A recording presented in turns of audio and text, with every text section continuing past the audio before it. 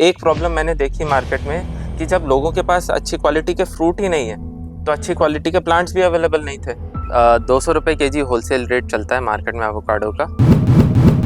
बड़ी बेट लगानी है but they actually don't know कि how to do market research. अगर आपको अपनी क्लाइमेट में लाना है तो आपको क्या टेक्निक्स अपनानी पड़ेंगी, क्या क्या चेंजेस करने पड़ेंगे वो भी देखना पड़ेगा।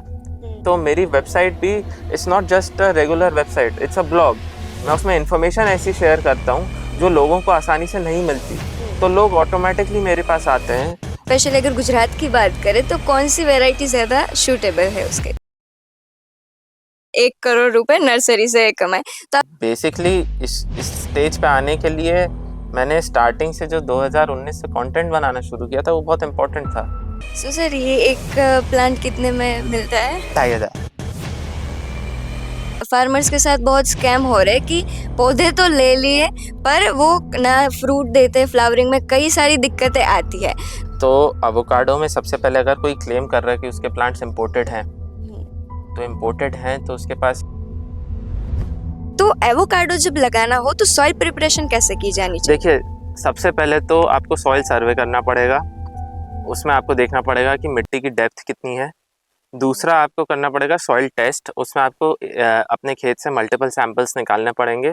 तो आपने कौन कौन सी गलतियों से सीखा है कि जो फार्मर्स को नहीं दोहरानी चाहिए वो बताइए। हमने सब कुछ इसमें ऑलमोस्ट 99% सब कुछ फिक्स कर लिया था। एक चूक ये रह गई थी कि हमें इरिगेशन और करना चाहिए था फ्लावरिंग के टाइम पे।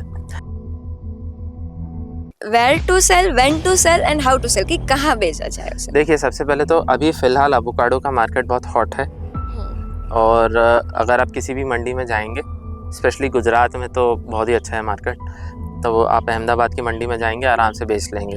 हेलो, नमस्कार and welcome back to our channel Krishi asset.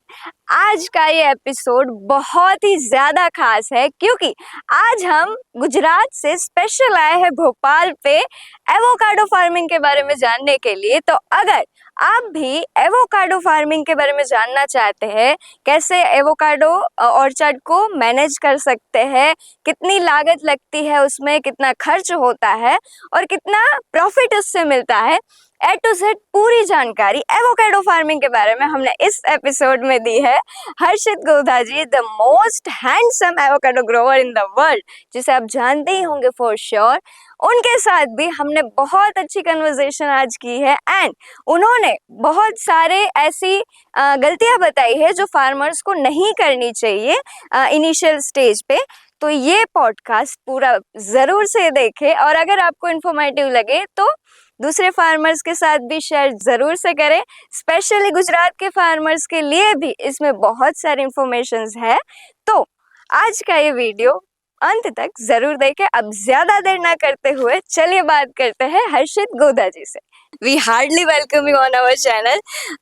तो सर, सबसे पहले हम आपके सफ़र से शुरुआत करना चाहेंगे। एवोकाडो की ग्रोइंग करने की आपने बाथ यूनिवर्सिटी से बिजनेस स्टडी किया है, तो after study business in UK आपको एवोकाडो ग्रो करने का आइडिया कहाँ से है and how your journey starts? सबसे पहले तो मैं बोलना चाहूँगा thank you so much for inviting me on your podcast and show. देखिए, आपका जो क्वेश्चन है ना, उसको मैं कई पॉडकास्ट और इंटरव्यूज़ में पहले बता चुका हूँ, लेकिन वो एक मार्केटिंग एंगल से बताया था कि मैंने सुपरमार्केट के शेल्फ पे एवोकाडो के पैकेट पे सोर्स्ड फ्रॉम इज़राइल देखा और फिर मेरा हेल्थ में रुझाव था तो मैं इसमें घुसा। ये बात सच है, लेकिन मैंने अभी तक के ये नहीं बताया कि उससे पहले भी मेरी 1.5 साल की रिसर्च थी इस कमोडिटी पे। तो एवोकाडो का जब मुझे आइडिया आया और जब मैं इज़राइल गया, उसके बीच में 1.5 साल का गैप था।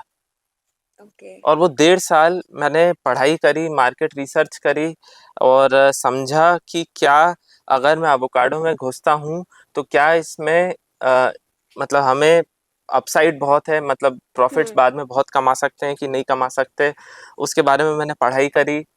मैंने ये देखा कि अगर मुझे घुसना है तो मुझे सप्लाई चेन छोटी रखनी पड़ेगी और मेरे को इंडिया में ही खेती करनी पड़ेगी और इंडिया में ही बेचना पड़ेगा। तो उसके लिए मैंने इसकी एवोकाडो सोर्स करके एक वेबसाइट है, पहले उस वेबसाइट को देखा। उसमें मुझे पता चल गया कि जितनी भी मुझे ग्रोइंग से रिलेटेड जानकारी चाहिए वो उस वेबसाइट पे अवेलेबल है। मुझे बस उसमें से इन्फॉर्मेशन खोद खोद के ढूंढनी है और निकालनी है। उसके बाद जब मैंने अपनी बेसिक स्टडी कर ली थी, उसके बाद फिर मैंने इजराइल की एवोकाडो इंडस्ट्री को कांटेक्ट करना शुरू किया और मैंने उनसे पूछा कि आप मुझे फील्ड का प्रैक्टिकल काम सिखाओ, क्योंकि एक चीज़ होती है आपकी थ्योरेटिकल नॉलेज और एक चीज़ होती है फील्ड पे एक्चुअल वर्क। आप थ्योरेटिकल कितना भी अच्छा हो जाए, अगर ऑपरेशनल एक्सेलेंस नहीं होगी तो आप अच्छा काम नहीं कर सकते, चाहे वो कोई सा भी बिजनेस हो। तो जब मैंने इजराइल में इसका काम सीखा, इंडस्ट्री का स्कोप देखा और मैंने ट्रेंड समझे मार्केट में कि इंडिया में ये trained health and fitness community की वजह से आया था। उस टाइम पे 2017 में कीटो और वीगन डाइट्स नई नई आई थी मार्केट में और हेल्थ एंड फिटनेस इन्फ्लुएंसर्स उसको पुश कर रहे थे। तब मैंने सोचा कि अगर ये लोग अभी पुश कर रहे हैं तो आने वाले टाइम में इंडिया में एवोकाडो की डिमांड बढ़ेगी ही बढ़ेगी और जो भी वेस्टर्न कंट्रीज में हो रहा है वो इवेंचुअली इंडिया में होता ही है। तो वो एक थॉट प्रोसेस से मैंने एक बेट लगाई एवोकाडो पे 2017 में कि भाई मैं अगर इसमें घुस रहा हूँ तो पूरी प्रिपरेशन करके घुस रहा हूँ और फिर मैं अपनी जिंदगी के 10 से 15 साल इसमें देने को तैयार हूँ क्या, वो भी अपने फॉर्मेटिव ईयर्स जिसमें करियर बनाते हैं लोग। तो मैंने 2017 में इजराइल गया, इसका काम सीखा, इंडिया आया, पढ़ाई ख़त्म करी अपनी यूके की, मैं वापस गया यूके, पढ़ाई ख़त्म करी। उसके बाद फिर मैंने कोविड टाइम पे इंपोर्ट करने की कोशिश करी थी, लेकिन इंपोर्ट का प्रोसीजर थोड़ा सा ब्यूरोक्रेटिक ज़्यादा है, उसमें ब्यूरोक्रेसी ज़्यादा है, तो उसमें समय लग गया। तो 2021 में मेरे पास first lot of avocado plants आए थे और 2023 में वो प्लांट्स हमने फील्ड पे प्लांट किए थे और अभी 2026 है और उसमें हम आपने देख लिया हमारे प्लांट्स फ्रूटिंग पे आ गए। पैरेलली मैंने सोशल मीडिया पे कंटेंट और ब्रांडिंग करना भी शुरू कर दिया था ताकि मैं अपने बिजनेस को स्टैब्लिश कर सकूं और नर्सरी बिजनेस भी साथ में शुरू कर सकूं, क्योंकि एक प्रॉब्लम मैंने देखी मार्केट में कि जब लोगों के पास अच्छी क्वालिटी के फ्रूट ही नहीं है तो अच्छी क्वालिटी के प्लांट्स भी अवेलेबल नहीं थे। और इजराइल ने ऐसा इसलिए कर लिया क्योंकि इजराइल के पास ऐसे रूट स्टॉक्स और ऐसी वैरायटीज थी जो कि इंडिया के क्लाइमेट में वर्क कर जाए। तो इसलिए मैंने इजराइल की इंडस्ट्री को चूज किया कि ताकि मैं इंडिया में वो प्लांट्स स्पेशली एमपी में, गुजरात में, महाराष्ट्र में, पंजाब में उगा सकूं। तो इस थॉट प्रोसेस के साथ मैंने शुरुआत की थी। अभी आज की तारीख में मैंने करीबन 18,000 प्लांट्स पैन इंडिया सेल कर दिए 17-18 स्टेट्स में और ये भी जो प्लांट्स हैं हमारे पीछे ये भी फुल बुक्ड है। ये सितंबर की डिलीवरी के लिए रेडी कर रहे हैं हम इन्हें। नेक्स्ट ईयर के प्लांट्स भी हमारे पास आ चुके हैं, उनकी भी बुकिंग हमने ओपन कर दी है, तो वो भी बुकिंग होना शुरू हो गई है। तो अभी अच्छा चल रहा है काम।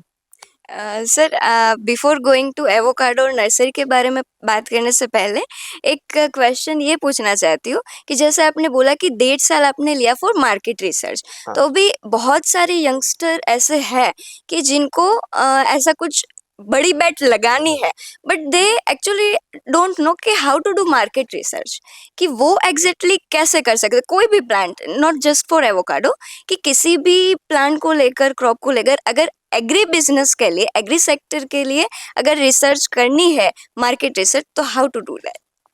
देखिए 3-4 टेक्निक्स आपको अपनानी पड़ेंगी।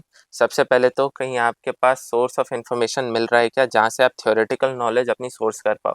कोई किताब है, कोई जर्नल आर्टिकल है, कोई वेबसाइट है जहाँ पे आपको ढेर सारी information multiple point of view के मिल रहे हैं क्या, और कन्फ्लिक्टिंग पॉइंट ऑफ व्यू के भी मिलने चाहिए।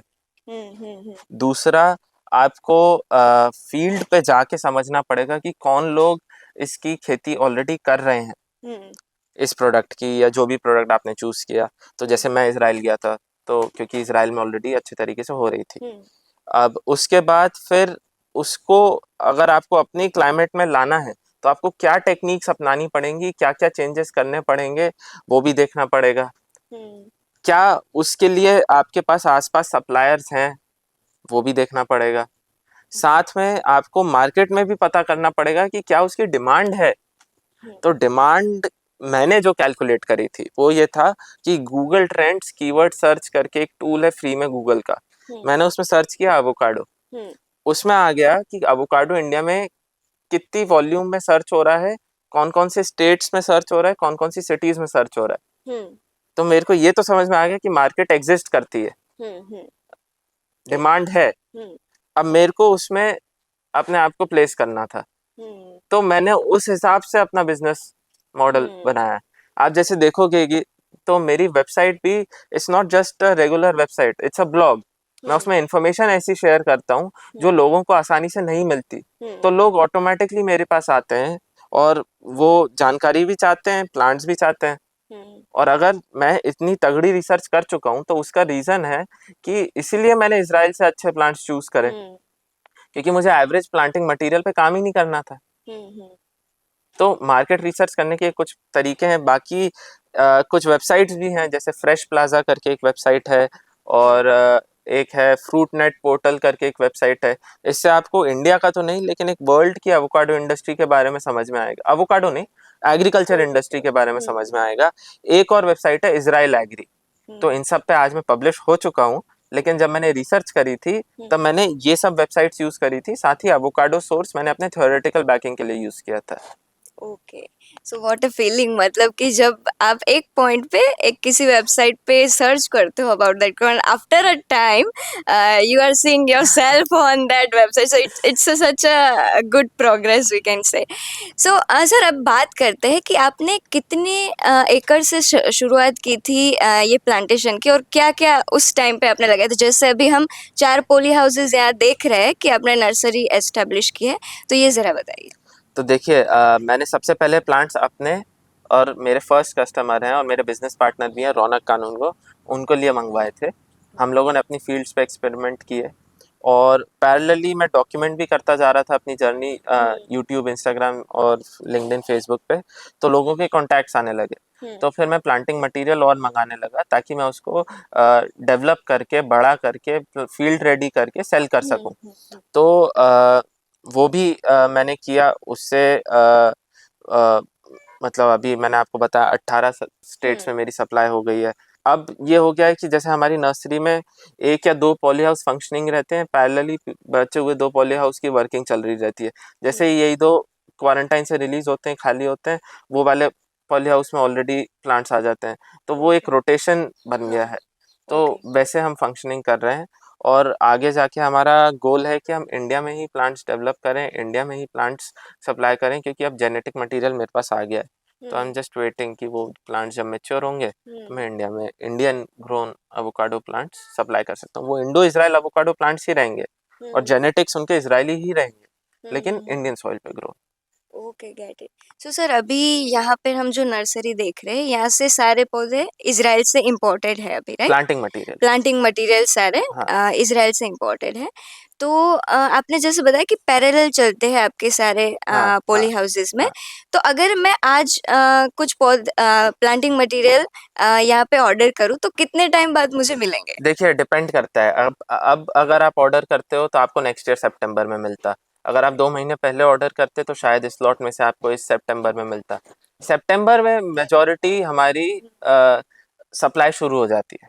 ओके। डिस्पैचेस, बुकिंग पूरे साल चलती है, सितंबर से डिस्पैचेस होते हैं। जो जितना लेट होता है उसको उसकी चॉइस की वैरायटीज और रूट स्टॉक्स नहीं मिल पाते, फिर जो बचा है स्टॉक में उसमें से मिलता है। तो अगर आपने जल्दी बुक कर लिया तो आपको आपके चॉइस के रूट स्टॉक और वैरायटी मिल जाएंगे। अगर आपने लेट बुक किया तो जो बचा है उसमें से आपको काम चलाना पड़ेगा। मतलब सितंबर में अगर सितंबर, अक्टूबर, नवंबर, दिसंबर ये हमारा बेस्ट प्लांटिंग टाइम होता है। तो हमारे प्लांट्स जब हार्डनिंग होके फील्ड के लिए जाते हैं तो फिर आप उनको डायरेक्ट फील्ड पे लगा सकते हो। आपको अलग से कुछ ऐसा स्ट्रक्चर नहीं बनाना पड़ता। और जब यहाँ से निकलते हैं तब हमें क्वारंटाइन से रिलीज ऑर्डर मिल जाता है। Okay, get it. तो सर, यहाँ पर हम जैसे नर्सरी के पौधे देख रहे हैं, कौन सी वैरायटी है और उस कौन से क्लाइमेट के लिए, स्पेशली अगर गुजरात की बात करें तो कौन सी वैरायटी ज़्यादा सूटेबल है उसके लिए? देखिए, हमारे पास वैरायटीज तो मल्टीपल हैं, 7-8 वैरायटीज पे हम काम कर रहे हैं, कुछ रिसर्च में भी चल रही हैं। लेकिन गुजरात के क्लाइमेट में अभी तक के जो हमारी रिसर्च कहती है वो ये है कि पिंकरटन, लैम्बहास और हास ई और हास एन, ये 4 वैरायटीज बेस्ट हैं। तो Pinkerton is a green skin, Lamb Hass, Hass E और Hass N are black skin. Market में हास को ज़्यादा तवज्जो दिया जाता है, लेकिन पिंकरटन को ओवरलुक नहीं करना चाहिए, बिकॉज पिंकरटन का फ्रूट बड़ा आता है, टेस्ट ज़्यादा अच्छा होता है और वो बहुत अट्रैक्टिव दिखता है। तो जब मार्केट के शेल्फ में पिंकरटन रखा रहता है ना, तो आंखें सबसे पहले पिंकरटन पे ही पड़ती हैं। तो इसलिए पिंकरटन को ओवरलुक नहीं करना चाहिए, और उस पे आप उसको प्रीमियम दाम पे भी बेच सकते हो, क्योंकि सब बड़ा साइज है ना। तो जहाँ पे आप छोटे 2 फ्रूट एक प्राइस पे खरीदोगे, उसी प्राइस में आपको एक बड़ा पिंकरटन मिल जाएगा। ओके। और जैसे आपका नर्सरी का पूरा मैनेजमेंट है कि आपके कई सारे न्यूज़लेटर में देखा हुआ है कि 1 करोड़ रुपए नर्सरी से कमाए। तो आपका ये बिज़नेस मॉडल कैसे वर्क करता है नर्सरी का? अब तो देखिए मेरे पास ऑनलाइन लीड्स आ जाती हैं, लोग विजिट करने आते हैं, ढेर सारे लोग आते हैं, उसमें से लोग कुछ खरीद लेते हैं, यहाँ से प्लांट्स बुक हो जाते हैं और सीजन के टाइम पर डिस्पैच हो जाते हैं। तो बेसिकली इस स्टेज पे आने के लिए मैंने स्टार्टिंग से जो 2019 से कंटेंट बनाना शुरू किया था, वो बहुत इम्पोर्टेंट था। मैं सोशल मीडिया पे जो वीडियोस डाल रहा था और अपनी जर्नी डॉक्यूमेंट करी, तो अब कोई क्वेश्चन नहीं कर सकता मेरी एक्सपर्टीज को और मेरे प्लांट्स की क्वालिटी को। और मैंने अपने कॉम्पिटिटर्स के भी प्लांट्स देखे हैं, तो हमारे प्लांट्स उससे तो बहुत ही अच्छे हैं, और इसलिए हमारे प्लांट्स इंडिया में सबसे महंगे प्लांट्स भी हैं एवोकाडो के। हमारे कॉम्पिटिटर सस्ता माल बेचते हैं, हम नहीं बेचते। ओके। सो सर ये एक प्लांट कितने में मिलता है? 2500। 2500 में। व्हाट इज द रीजन कि ये इतना महंगा क्यों है सर? क्वालिटी है ना, हम्म क्वालिटी है। हम उसमें खाद पानी सही तरीके से देते हैं, ग्रोथ, हाइट, उसकी चौड़ाई मतलब सरकमफ्रेंस और डायमीटर सब उसका वैसा रहता है। जब निकलता है प्लांट नर्सरी से तो फील्ड रेडी होता है। फील्ड पे जाने के बाद आपकी मोर्टेलिटी नहीं आती या कम आती है। हमारे अब मैं दूसरे कॉम्पिटिटर्स का तो नहीं बोलना चाहूँगा नाम, लेकिन उन लोग के प्लांट्स इतना अच्छा फील्ड पे परफॉर्म नहीं कर पाते। ओके। क्योंकि अभी नर्सरी के मामले में फार्मर्स के साथ बहुत स्कैम हो रहे हैं कि पौधे तो ले लिए पर वो ना फ्रूट देते, फ्लावरिंग में कई सारी दिक्कतें आती है। तो ज़्यादातर फार्मर को यही क्वेश्चन होता है कि कौन सी वैरायटी लगानी है और कहाँ से वो प्लांटिंग मटेरियल लेना चाहिए। तो सर कभी भी फार्मर्स जब प्लांटिंग मटेरियल लेने के लिए जाए तो कौन सी चीज़ों के बारे में उनको ध्यान देना चाहिए? देखिए सबसे पहले मैं एवोकाडो का ही कह सकता हाँ हूँ, मुझे हाँ। बाकी क्रॉप का नहीं पता। तो एवोकाडो में सबसे पहले अगर कोई क्लेम कर रहा है कि उसके प्लांट्स इम्पोर्टेड हैं, तो इम्पोर्टेड हैं तो उसके पास क्या क्वारंटाइन के कागज़ हैं, क्या उसके पास कस्टम क्लियरेंस के कागज़ हैं, मतलब इम्पोर्ट असली में हुआ है। दूसरा कि क्या वो जो रूट स्टॉक वो बता रहा है वही रूट स्टॉक है, तो वो आपको इंसान की बात पे भरोसा करना पड़ेगा। ये नहीं कि वो आशदोद बोल के फेयरचाइल्ड बेच रहा है या फेयरचाइल्ड बोल के सिफरिन बेच रहा है, ये सब नहीं होना चाहिए। क्योंकि आपकी सॉइल के हिसाब से स्पेसिफिक रूट स्टॉक वर्क करता है। हर कोई सा वैरायटी, हर कोई सा रूट स्टॉक हर कोई सी सॉइल पे वर्क नहीं करता। ओके। तो रूट स्टॉक की नॉलेज होना बहुत ज़रूरी है, नर्सरी ओनर को भी और प्लांट करने वाले को भी। ओके।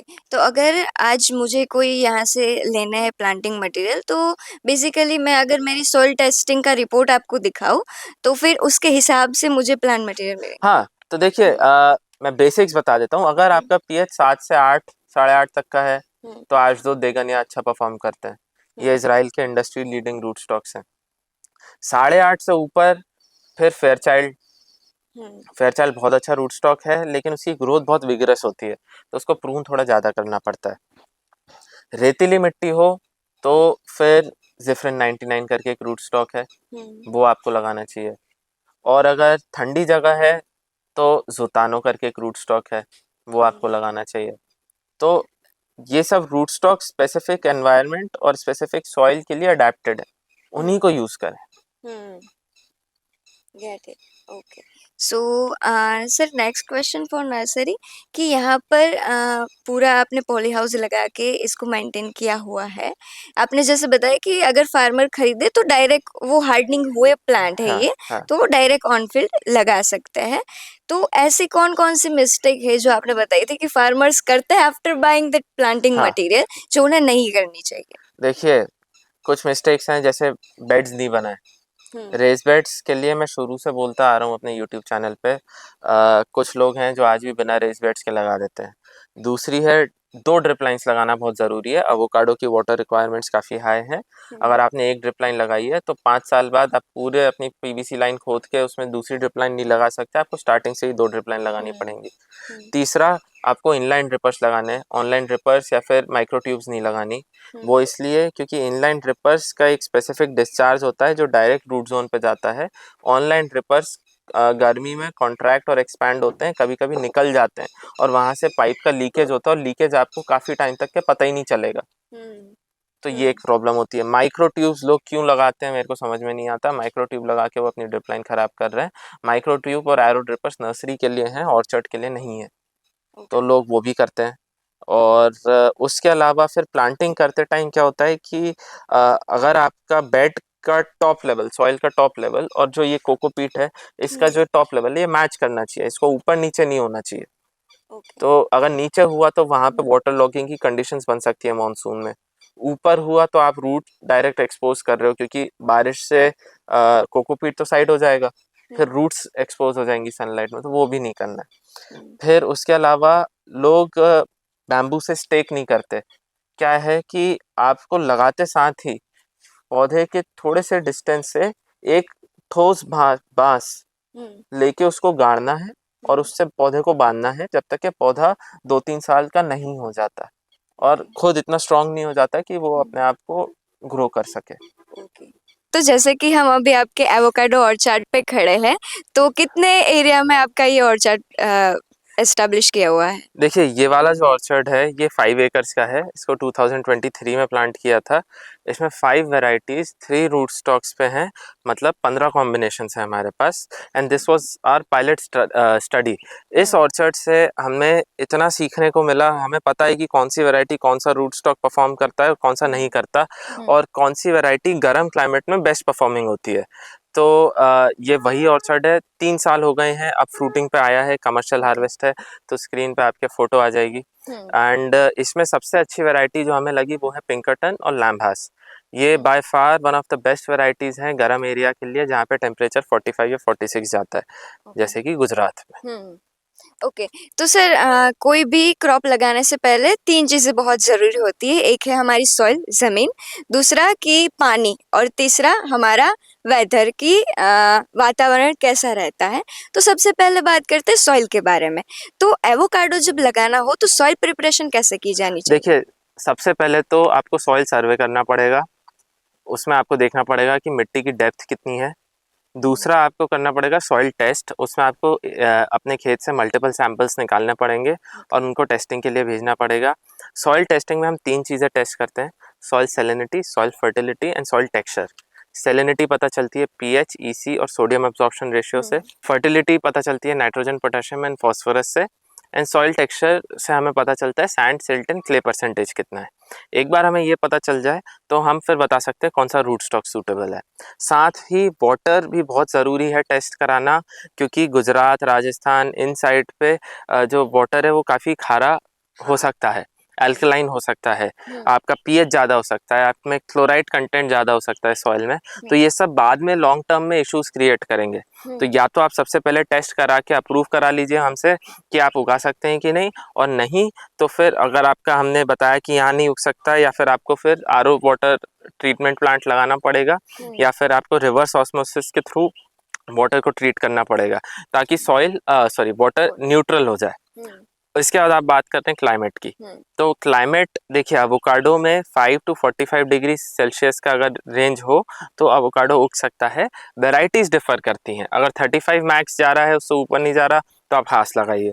अगर 35 to 45 के बीच में होवर अराउंड करता है तो लैम्बहास या पिंकरटन लगाइए। अभी हमारे पास और भी कुछ नई वैरायटीज़ हैं जिनके रिजल्ट्स अच्छे हैं, जैसे कि हास ई, हास एंड रीड, तो वो हम दे रहे हैं अभी भी कस्टमर्स को। हमारे यहाँ हास एंड में 1.5 साल में फ्रूटिंग आ गई, लेकिन ये 3 जो हैं इनका आई एम 100% श्योर, क्योंकि इन्हें हमारे यहाँ रिजल्ट दे दिया 3 साल में, है ना। तो ये क्लाइमेट, सॉइल एंड वाटर, ये टेस्ट कराने के बाद ही आप प्रोसीड करें। और अगर आप ये डेटा हमें देंगे तो हम आपको पढ़ के बता सकते हैं कि आप उगाएं या नहीं उगाएं। ओके, तो सर हास के लिए आपने जो बोला कि टेम्परेचर 35 के ऊपर नहीं जाना चाहिए, राइट? सो मे बी हमारे यहाँ गुजरात में जैसे 48 तक चला जाता, तो वहाँ पर हास नहीं हो सकता। हाँ, तो वहाँ पे आप हास मत लगाइए, लेकिन हास से मिलती जुलती वैरायटीज ऐसी हैं जो इसराइल में डेवलप हुई हैं, जो कि आप यहाँ लगा सकते हो, जैसे कि Lamb Hass, Hass E, it's a B type black skin avocado, Hass N, जो कि आइडेंटिकल होती है हाथ से और 45-46 डिग्री टेम्परेचर टॉलरेट कर लेती है। हमारे यहाँ 1.5 साल में ही बहुत अच्छी फ्रूटिंग आई है उसमें, लेकिन we are waiting 3rd year तक के, ताकि उसके हार्वेस्ट के नंबर्स हमें हमारे आंखों के सामने आ जाए। Okay sir. अब सर हमने जैसे मैक्सिमम टेम्परेचर की बात की, वैसे ही मिनिमम कितना रिक्वायर्ड रहता है इसको? देखिए, आपकी ऑडियंस गुजरात में ज़्यादा है, वहाँ पे तो 5 से नीचे शायद ही कहीं जाता होगा मेरे ख्याल से।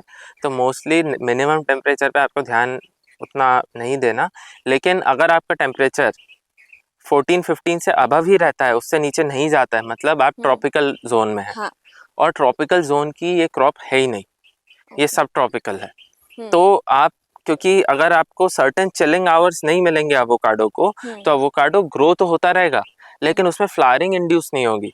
तो फ्लावरिंग नहीं होगी तो फ्रूट सेट भी नहीं आएगा। तो पेड़ ऑर्नामेंटली अच्छा दिखेगा, लेकिन उसमें फ्रूट नहीं आएगा। तो वो उन रीजन्स में प्रॉब्लम है, जैसे केरला। केरला के प्लेन्स में सब ट्रॉपिकल क्लाइमेट रहता है, तो केरला में नहीं हो सकता। हाँ, केरला के हाईलैंड्स में, जो जहाँ पे एल्टीट्यूड ज़्यादा है, वहाँ पे हो सकता है, लेकिन प्लेन्स में जैसे टेम्परेचर 20 से नीचे नहीं जाता। तमिलनाडु के भी कुछ रीजन्स हैं जहाँ पे 20 से नीचे नहीं जाता, तो अब वहाँ पे एवोकाडो मत लगाइए। एट द सेम टाइम, जैसे राजस्थान के कुछ एरियाज हैं जहाँ पे सॉइल बहुत ज़्यादा एल्कलाइन है, वाटर भी एल्कलाइन है और टेम्परेचर भी बहुत हाई है, दीज थिंग्स आर कोरिलेटेड, तो वहाँ पे भी एवोकाडो सूटेबल नहीं है। अगर 48-47 जा रहा है टेम्परेचर, तो जाहिर सी बात है कि वहाँ बारिश कम होती है। बारिश कम होती है तो सॉइल में सॉल्ट कंटेंट ज़्यादा हो जाता है, एक्यूमुलेट हो जाता है। तो वो सब एरियाज में एवोकाडो उगाना ही नहीं चाहिए। सब tropical climate is the best. Okay.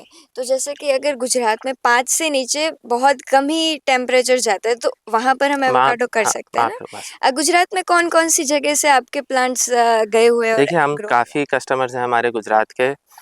हमने धर्मच, सूरत, राजकोट, पोरबंदर, नवसारी, इन सब जगह पे प्लांट सप्लाई किए, और भी हैं, अभी जो दिमाग में आया वो बता दिया मैंने आपको। ओके। और उनको मेनली कौन सी वेराइटीज गुजरात में ग्रो की जाती है? पिंकरटन, हास ई, लैम्ब हास, ये बेस्ट। हास एन भी अच्छी है।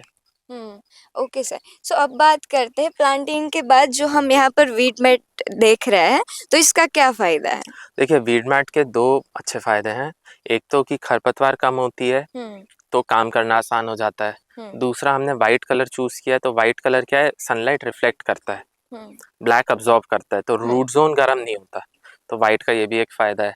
तीसरा कि मतलब, अब दिस इज थ्योरेटिकल, अब वो एक्चुअली में ऐसा होता है कि नहीं, आई डोंट नो, कि जब ड्रिप लाइन से आप पानी दे रहे हो और एरिया गर्म हो रहा है, तो वो इवेपोरेट भी हो रहा है, तो वो वापस वीड मैट पे कंडेंस होकर नीचे आ जाता है। तो कुछ लोग कहते हैं इससे 30% वाटर सेविंग भी होती है।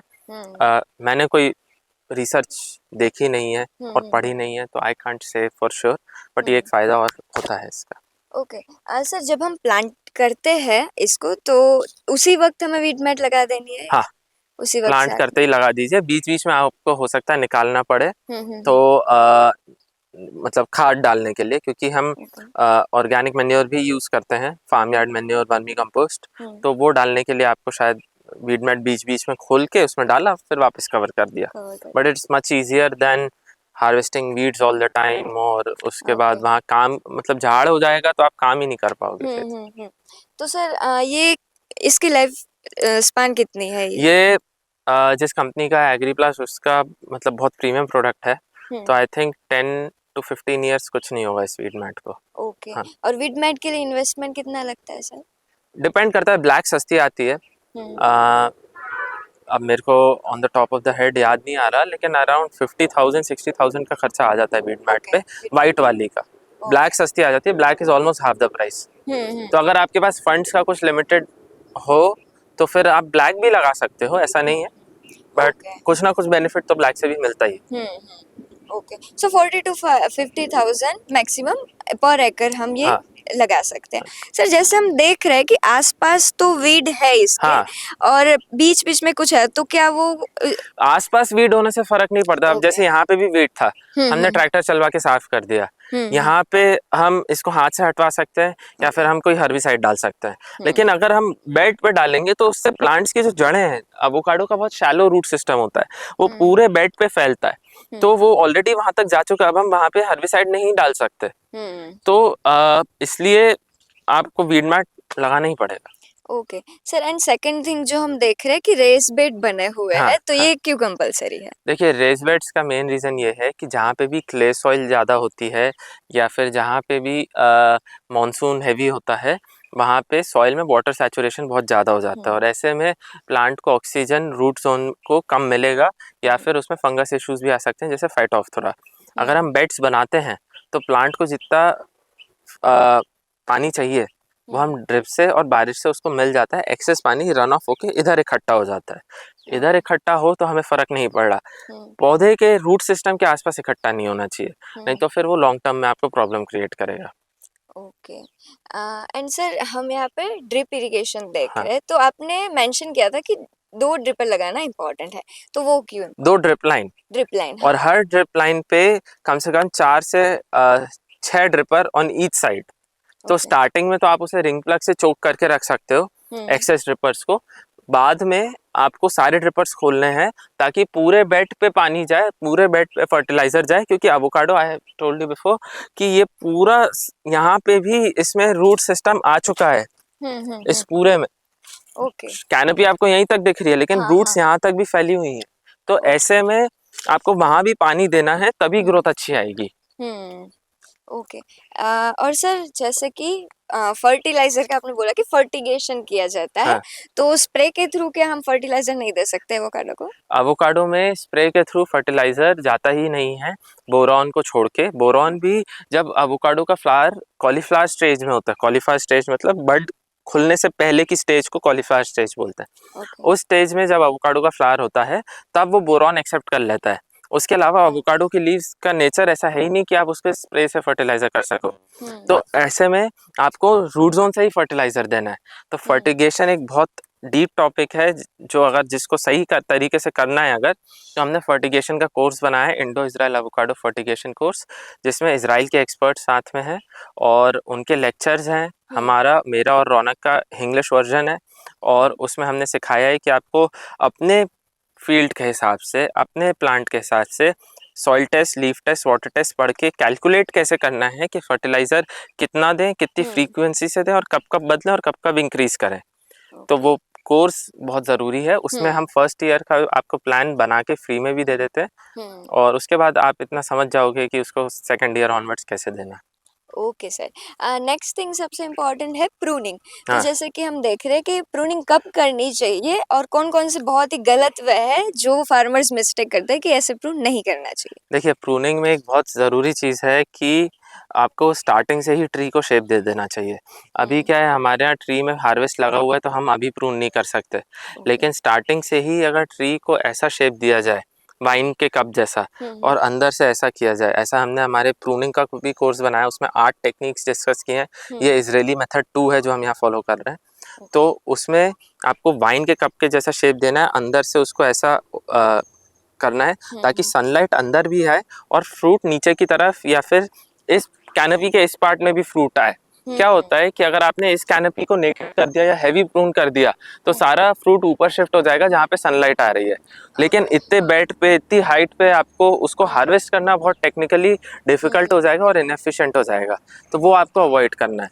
तो जिनको भी प्रूनिंग भी अच्छे से समझनी है वो हमारी टीम में अजय हैं, उनके साथ मिलके हमने कोर्स बनाया है प्रूनिंग का, Indo Israel avocado pruning theory and practice. जो उसमें कि हम समझाया है। डिस्क्रिप्शन में मेंशन भी कर देंगे उसकी लिंक भी, एंड आपका नंबर भी मेंशन कर हाँ, देंगे अगर किसी को डायरेक्ट फार्मर को कांटेक्ट करना है, they can contact you. Sir, next बात करते हैं, जैसे कि आपने बताया कि ऑर्गेनिक फार्मिंग नहीं करते आप। गैप गैप पहले तो जो गुड एग्रीकल्चर प्रैक्टिसेस क्या होता है उसकी थोड़ी सी इन्फॉर्मेशन दे दीजिए और कैसे वो सर्टिफाइड होता है ये? देखिए गैप सर्टिफिकेशन एक वर्ल्ड वाइड सर्टिफिकेशन है जो कि अप्रूव करता है कि फार्म अपने खेत पे रिस्ट्रिक्टेड केमिकल्स तो नहीं यूज़ कर रहे। तो हमारा अभी ऑर्गेनिक नहीं है और हमने कभी क्लेम भी नहीं किया कि हम ऑर्गेनिक कर रहे हैं, लेकिन हम गैप की तरफ जाना चाह रहे हैं। तो अभी तक के हमारा गैप सर्टिफाइड नहीं है। होपफुली नेक्स्ट ईयर तक के हमारे पास गैप सर्टिफिकेशन भी होगा, जिससे हमारे पास मार्केट एक्सेस खुल जाएगा अगर हम चाहें तो, और दूसरी कंट्रीज़ में भेजना, और नहीं तो अभी इंडिया का मार्केट ही अच्छा है। But GAP certification specifically tells you which chemicals to use and what quantity and which ones to not to use. Okay. तो वो बहुत इंपॉर्टेंट है। हम्म। उसमें 2 हैं, ग्लोबल गैप है जो वर्ल्ड वाइड रिनाउंड है, एक हम्म। इंडिया गैप भी है जो उनका इंडियन वर्जन है। Okay sir. सर ये जैसा कि आपने बताया कि आपकी ये पहली हार्वेस्ट है हाँ। जो अभी फ्रूट्स आए हैं, तो आपने कौन-कौन सी गलतियों से सीखा है कि जो फार्मर्स को नहीं दोहरानी चाहिए, वो बताइए? हमने सब कुछ इसमें ऑलमोस्ट 99% सब कुछ फिक्स कर लिया था। एक चूक ये रह गई थी कि हमें इरिगेशन और करना चाहिए था फ्लावरिंग के टाइम पे, तो ओके। हमारा जो फ्रूट सेट था वो और हैवी होता। हुँ। हमने फ्लावरिंग के टाइम पे उतना इरिगेट नहीं किया जितना कि स्टैंडर्ड हुँ, प्रैक्टिस हुँ। कहती है, तो हुँ, उससे हमारा फ्रूट सेट दूसरी वैरायटीज़ पे, हुँ, स्पेशली रीड पे फ़र्क पड़ा उसका। और भी हैं हमारे पास, उन पे थोड़ा-सा फ़र्क पड़ा जो रिसर्च में है। हुँ। लेकिन Pinkerton is doing fine, Lamb Hass is doing fine, but irrigation पे भी मैं आगे एक कोर्स बनाऊँगा जिसमें आई विल टेल कि डेंड्रोमीटर्स और टेंजियोमीटर्स यूज़ करके आप अपनी फील्ड पे प्रिसिशन इरिगेशन कैसे कर सकते हैं, हुँ। उसको भी समझाएँगे हम। तो that is upcoming.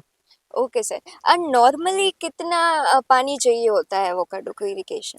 At full maturity hmm. During peak summer 100 litre per day पर प्लांट। ओके। हाँ, हुँ। तो पीक समर में जब 45-46 डिग्री टेम्परेचर जा रहा है हुँ। तो 100 से 120 लीटर भी लग सकता है डेली। तब आप सोच के रहो कि अगर आपने एक ड्रिप लाइन डाली है तो आप हुँ, कितने घंटे मोटर चलाओगे? वो हुँ, नहीं हो सकता। तो हुँ, आपको 2 ड्रिप लाइन डालनी पड़ेंगी, हर हुँ, 30 सेंटीमीटर पे एक छेद होगा, और हुँ, ड्रिप लाइन अगर 20 एमएम की हो तो अच्छा रहता है। हमारी 16 की है। हुँ, अगर हम नेक्स्ट ऑर्चर्ड प्लान करेंगे तो maybe we will go for 20 mm, but let's see. Hmm, hmm. Okay sir, तो मतलब कई एरियाज़ ऐसे होते हैं कि जहाँ पर पानी पूरी तरीके से नहीं मिलता, या तो ना वहाँ पर जो कैनाल बोलते हैं उसकी फैसिलिटी होती है, ना ही बोर से पानी आता है, तो उस खेतों में एवोकाडो नहीं लगेगा। एवोकाडो मत कीजिए। ओके, पानी के बिना नहीं हो पाएगा। आप कर भी लोगे तो आपको हुँ, रिजल्ट्स वैसे नहीं मिलेंगे जैसे हमें यहाँ मिल रहा है। हुँ। ओके, सो हाँ, पानी बहुत ही ज़रूरी है हाँ। एवोकाडो के लिए। Okay sir. नाउ यील्ड की बात करते हैं, सबसे इम्पोर्टेंट कि यील्ड कितना मिलता है? देखिए, हमें पिंकरटन से जो हाँ। समझ में आ रहा है, 6 टन पर एकड़ आपको आराम से मिल सकता है। हुँ, खाद पानी सब अगर अच्छे से दिया हो, प्रूनिंग अच्छे से करी हो तो। हुँ, 200 रुपये केजी होलसेल रेट चलता है मार्केट में एवोकाडो का हुँ, अभी तक के। मैं हुँ। आऊँगा तो मैं बढ़ा दूँगा। ओके, तो 12 लाख रुपए एकड़ होता है। ओके। अब सारा फ्रूट आपका अच्छी क्वालिटी का नहीं होगा, कभी-कभी छोटा भी हुँ, आएगा, हुँ, हुँ, कुछ ऐसा भी रह सकता है। हुँ, किसी में फ्रूट फ्लाई लग सकती है। तो ऐसे में 10 लाख रुपीज़ नेट, हुँ। तो प्रॉफ़िट और प्रॉफ़िट प्रॉफ़िट। प्रॉफ़िट आप कमा सकते हैं, ये मेरा मानना है। हुँ, हुँ, बाकी अभी हम लोग खुद ट्रेडिंग में घुस रहे हैं। हुँ। तो आपको मैं अपने चैनल के थ्रू वो नंबर्स भी शेयर करूँगा कि ट्रेडिंग में हमारे क्या एक्सपीरियंस रहा।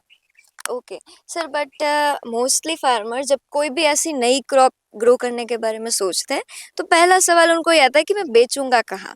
जैसे कि पायलट प्रोजेक्ट हो गया छोटा सा, आपका बड़ा पायलट प्रोजेक्ट है, छोटा सा हुआ, तो उनके पास यील्ड भी कम आएगी। तो where where to sell, when to sell and how to sell, कि कहाँ बेचा जाए उसे। देखिए, सबसे पहले तो अभी फ़िलहाल एवोकाडो का मार्केट बहुत हॉट है, हम्म। और अगर आप किसी भी मंडी में जाएँगे, स्पेशली गुजरात में तो बहुत ही अच्छा है मार्केट। तो वो आप अहमदाबाद की मंडी में जाएँगे, आराम से बेच लेंगे।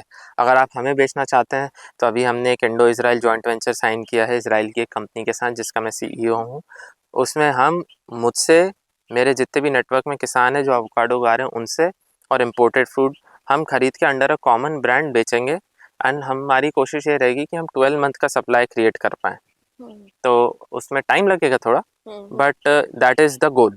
ओके। हाँ, मतलब तो जैसे हमें भी बेच सकते हैं किसान। जैसे वो प्लांटिंग मटेरियल खरीद के जो बाय बैक करते हैं, वैसे हाँ, टाइप का हाँ। पूरा सिस्टम है। और ऐसा कुछ वो नहीं है, कॉन्ट्रैक्चुअल ऑब्लिगेशन नहीं है। हुँ।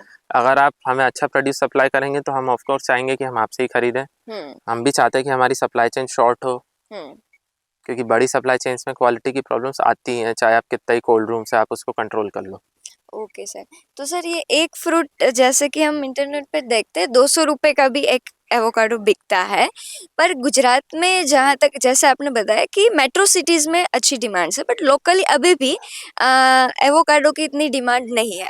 तो कोई फार्मर अगर लोकल बेस पे उगा रहा है, तो मेबी जैसे आपने बताया, या तो उसे मेट्रो सिटीज़ में उसे सेल करना होगा, या फिर आपके जैसे कोई बड़े फार्मर्स को वो कोलैबोरेशन कर सकते हैं। नहीं, लेकिन आप ये कह रहे हैं ना, आई वुड सजेस्ट कि आप एक बार लोकल मंडी भी चेक करो अपनी। क्योंकि लोकल मंडी भी जब दूर दूर से माल मंगा के बेच रही है ना, और कुछ लोग होते हैं हमेशा जो एग्जॉटिक में काम करते हैं, आप उनको सेल करो ना। ओके। हर मंडी में एग्जॉटिक बेचने वाला एक या दो प्लेयर्स होते ही हैं।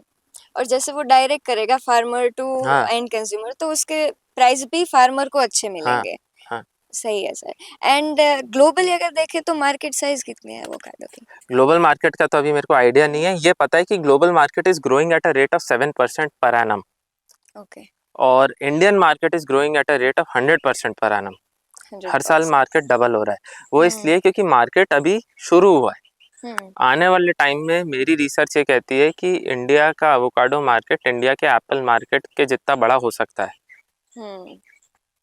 और लोग हेल्थ और फिटनेस की तरफ जा ही रहे हैं, और एवोकाडो शुगरी फ्रूट नहीं है, उसमें मोनोअनसैचुरेटेड फैट्स हाई हैं, ये आपकी हार्मोनल हेल्थ को अच्छा रखता है। तो हेल्थ वाले लोग जो हैं, जो जिम जाते हैं या एथलीट्स हैं, वो लोग इसे रेगुलर कंज्यूम करते हैं या करना चाहते हैं, तो वो लोग इसको पुश कर देंगे।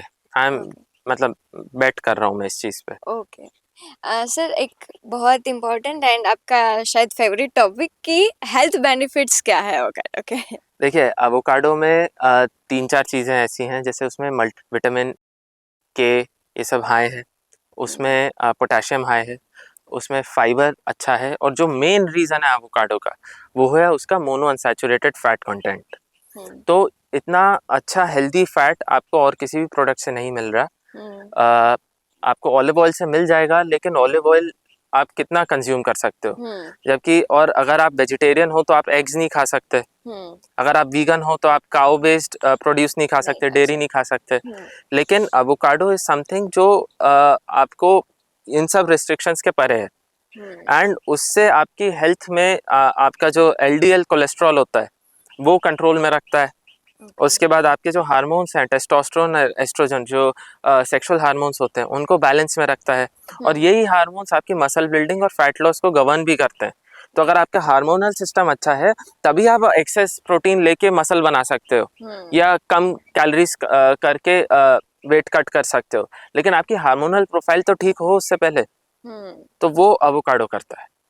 Very best. मतलब आज ये एडवाइस हमने सिर्फ एक एवोकाडो ग्रोवर से नहीं, एक फिटनेस कोच हम कह सकते हैं हर्षित जी को, उनके पास से ली है। So sir, I must want to mention that also कि आपके फिटनेस के लिए भी हम आपसे इंस्पायर्ड होते हैं सब, नॉट ओनली फॉर फार्मिंग। अभी मैं इतना, मेरा स्टैमिना थोड़ा खराब हो गया है, but I am working on it. Strength अभी भी है सर। फिर भी आप अगर इस ऐसे कह रहे हो कि अभी भी थोड़ा सा वीक है, तो मतलब पीक लेवल पे ही want to see you for sure. Sir, आपके साथ में मैं ये भी लेना चाहूंगी, आपके फिटनेस का शेड्यूल रूटीन क्या रहता है? देखिए, मैं काफ़ी टाइम तक के पुश पुल लेग्स फॉलो कर रहा था। तो पुश में मैं ओवरहेड प्रेस और इंक्लाइन बेंच ज़्यादा यूज़ करता था, और डिप्स करता था। पुल में मैं pullups, weighted pullups, lat pull downs पे ज़्यादा फोकस रखता था। रोज़ मैंने कम किए हैं, रोज़ भी मुझे करनी चाहिए थी ज़्यादा, क्योंकि रो करने से बैक की गर्थ बढ़ती है, लैट पुल डाउन्स या पुलअप्स करने से बैक की विड्थ बढ़ती है। और लेग्स, अनफॉर्चुनेटली मैंने बहुत उतना एग्रेसिवली नहीं किया जितना बैक किया है, तो मेरे लेग्स मेरे अपर बॉडी से थोड़े से कमज़ोर हैं, बट इतने भी वीक नहीं है। लेग प्रेस करता हूँ, लेग कर्ल करता हूँ, लेग एक्सटेंशन करता हूँ, कभी कभी स्क्वाट्स करता हूँ, स्क्वाट्स करने का मेरा मन नहीं होता। ओके सर, डाइट का रूटीन बताएं। डाइट देखिए डिपेंड करता है, अगर मैं वेकेशन पे हूँ तो मैं थोड़ा सा कैलोरीज ज़्यादा रहती हैं, 1800 to 1900 कैलोरीज खाता हूँ, नहीं तो रेगुलरली मेरा 1200-1300 कैलोरीज से ज़्यादा नहीं होता। मोस्टली अब मैं कैलोरी काउंटिंग या इतना फोकस करके नहीं करता, मैं पहले करता था, लेकिन अब मुझे पता है कि I need to have one decent portion size of protein, जो कि यूजुअली कम्स फ्रॉम मीट या एग्स या फिश, एंड देन एक सोर्स ऑफ फैट होना चाहिए, तो वो एवोकाडो या एग्स होते हैं मेरे लिए, और एक सोर्स ऑफ कार्ब्स होना चाहिए। तो कार्ब्स में यूजुअली कोशिश करता हूँ कि कम ही लूँ, तो कार्ब्स में वाइट राइस या फिर ज्वार, बाजरा। आई अवॉइड ग्लूटन, क्योंकि ग्लूटन से आपका जो पेट है वो वाटर रिटेन करता है, तो मैं गेहूँ अवॉइड करता हूँ ज़्यादा से ज़्यादा। कभी कभी पिज़्ज़ा खाने का मन करता है तो खा लेता हूँ। Okay sir. सो आपका जो ये पूरा एक तो health consciousness and plus farming वाला, तो ये जो एक सुपर कॉम्बो है, इससे आपको क्या एनर्जी फील होती है अपने लाइफ में, क्योंकि आपने मेंशन किया था कि एक सुकून वाला काम है हाँ हाँ फार्मिंग हाँ वाला, हाँ। तो आपको ये दोनों कॉम्बिनेशन से क्या एनर्जी फील होती है? देखिए दोनों चीजें फीड इनटू ईच अदर। हाँ। मैं काम भी हेल्थ एंड फिटनेस वाला कर रहा हूँ जो कि जमीन से जुड़ा हुआ है, यस। और मेरा फोकस भी है कि मुझे अपनी हेल्थ अच्छी रखनी है, तभी मैं लॉन्ग टर्म अच्छा काम कर पाऊंगा। तो these two things go in tandem. Right. तो जितना अच्छा हेल्थ उतना अच्छा काम, और जितना अच्छा काम होता है उतनी मोटिवेशन रहती है कि इंस्टाग्राम पे ऐसे करके फोटो डालूं, तो उतना वो ही भी हेल्दी रहने का हाँ। ऑर्डर। तो सर हाँ, लास्ट क्वेश्चन की ओर बढ़ते हैं कि इसमें पेस्ट और डिजीज कितना रहता है अटैक, और उससे बचने के लिए क्या क्या हमें प्रिकॉशंस लेने चाहिए? देखिए पेस्ट्स तो आते रहते हैं, कंट्रोल हो जाते हैं, जैसे कैटरपिलर आता है या मिलीबग आ जाता है कभी कभी। बहुत मिलीबग नर्सरी में ज़्यादा दिखा है, फील्ड पे इतना नहीं दिखा ओके। है ना। एफिड्स आ जाते हैं, महू जिसे कहते हैं। लेकिन मेन प्रॉब्लम है फंगस की। तो फंगस यूजुअली जो लोग मिस कर देते हैं वो है एंथ्रैक्नोस। तो एंथ्रैक्नोस क्या है, मानसून के रीजन्स में या हाई ह्यूमिडिटी वाले रीजन्स में एंथ्रैक्नोस बहुत फास्ट फैलती है, और वो एक पर्टिकुलर फंगाई है कोलेटोट्राइकम, उसके थ्रू फैलती है। और उसको कंट्रोल करने का एक ही तरीका है कि आप कॉपर हाइड्रोक्साइड एंड एजॉक्सीस्ट्रोबिन के बाई वीकली स्प्रेस डालें, एंड हार्वेस्ट करने के बाद उसको 30 सेकेंड्स के लिए प्लोक्लोराज में डिप करें, और उसके बाद उसको आप सेल करें मार्केट में। आफ्टर हार्वेस्टिंग सर आपने क्या प्रोसेस बताई? प्लोक्लोराज करके एक और एंटी फंगल ट्रीटमेंट होता है, उसमें डिप कर दो और उसको कर दो। और बेनिफिट ये है कि एवोकाडो की स्किन इतनी मोटी होती है ना कि दोस केमिकल्स डू नॉट पेनिट्रेट। जैसे ये तो यहाँ से कट गया, लेकिन आप ऊपर का स्टॉक रखो, उसमें ऊपर से काटो, तो उससे फिर कुछ भी आप स्प्रे करोगे तो एटलीस्ट अंदर फ्रूट के फ्लैश में नहीं जा रहा। तो दोस्तों ये था आज का हमारा एवोकाडो फार्मिंग के ऊपर पूरा पॉडकास्ट, जिसमें आई होप कि आपने बहुत कुछ सीखा होगा। आपको अपने खेत पे एवोकाडो ग्रो करना है या नहीं, उसके लिए एक सटीक निर्णय आपको मिला होगा आफ्टर वॉचिंग दिस वीडियो। और भी अगर आप एवोकाडो फार्मिंग करना चाहते हैं और गहराई में इसे सीखना चाहते हैं, तो डिस्क्रिप्शन में हम हर्षित जी के कोर्स की लिंक ऐड कर देंगे, जिसमें आप इरिगेशन, फर्टिगेशन, प्रूनिंग वगैरह को A to Z बहुत ही डिटेलिंग में समझ पाएंगे, जिससे वो गलती आप ना दोहरा पाए जो मोस्टली एवोकाडो ग्रोवर करते हैं। तो जरूर से आप उनके पेज की भी विजिट लें, उनके यूट्यूब चैनल पे भी आपको बहुत सारे कंटेंट मिल जाएंगे जो आपको हेल्पफुल रहेंगे। तो जरूर से जाइए, वो भी चेकआउट कीजिए। हमारे चैनल पर बने रहिए। इसी तरह के कौन से नए नए क्रॉप के बारे में आप जानना चाहते हैं, वो हमें कमेंट करके बताइए। हम आपके लिए हर जगह जाकर सच्ची माहिती आपके तक पहुंचाते रहेंगे। इसके लिए आपका सपोर्ट भी बहुत मैटर करता है। तो प्लीज हो सके उतना ज्यादा फार्मर्स को, ज्यादा स्टूडेंट्स को, जो एनर्जेटिक यंग जनरेशन है, जिनको एग्रीकल्चर में इंटरेस्ट है, उनको हमारी चैनल शेयर जरूर करिए, ये वीडियो शेयर करिए। Thank you so much. जय हिंद, जय भारत, जय जवान, जय किसान। Thank you.